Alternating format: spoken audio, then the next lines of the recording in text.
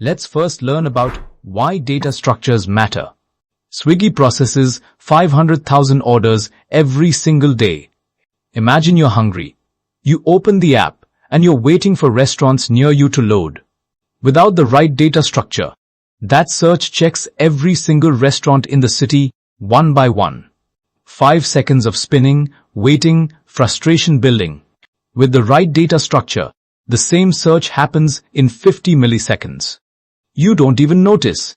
That's the difference between a user who closes the app and a user who completes an order.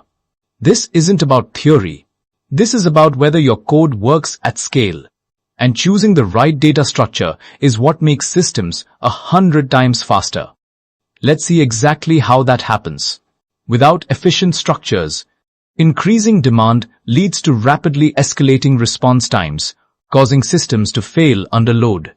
However, with the right data structure, performance remains stable, even as order volume scales to 1 million. So, what exactly is a data structure?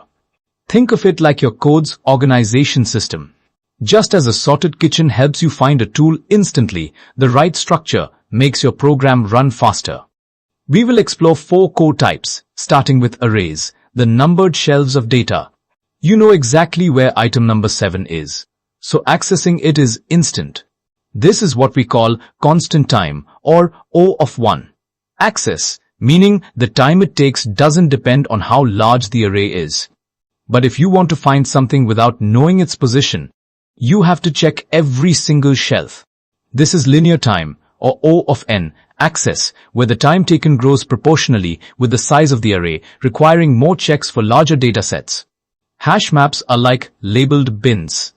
You look up an item by its name, and the system takes you straight to it.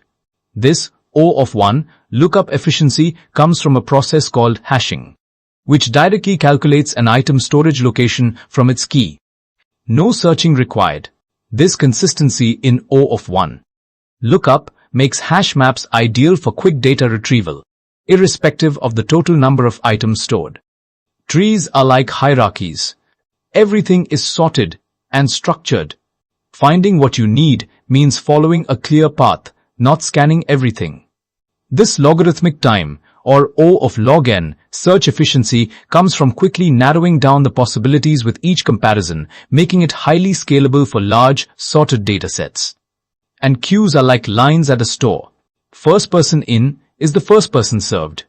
This strict, first in, first out order is critical for managing tasks, requests, or data processing, where the sequence of operations must be absolutely preserved.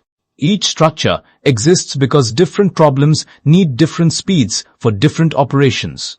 Let's see how they actually behave. Understanding these fundamental trade-offs is crucial for designing efficient software. So how do you choose? The answer is time complexity. It's a framework that predicts how your code slows down as your data grows. If you double your data, does your program take twice as long, 4 times as long? Or does it stay the same speed? That depends entirely on the structure you choose. Let's see this in action with real code. An array list in Java uses a loop to search. Every item gets checked. That's O of n, meaning time grows linearly with data size. A hash map in Java uses a direct lookup. One step, no matter how much data you have. That's O of 1, constant time. Now let's scale this. Swiggy handles 500,000 orders a day, millions of restaurants in their database. If they use linear search, the system would collapse. But with trees and hash maps, every lookup stays fast. Instagram has 2 billion users. Without hash maps, checking if a username is taken would require scanning billions of entries. With hash maps, it's instant. Google indexes the entire web, using inverted trees and hash maps, returning results in milliseconds for billions of pages. This is not abstract.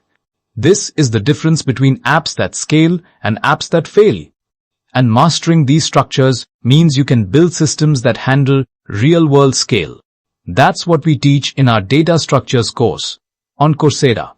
This is just the surface. If you want to go deeper, join us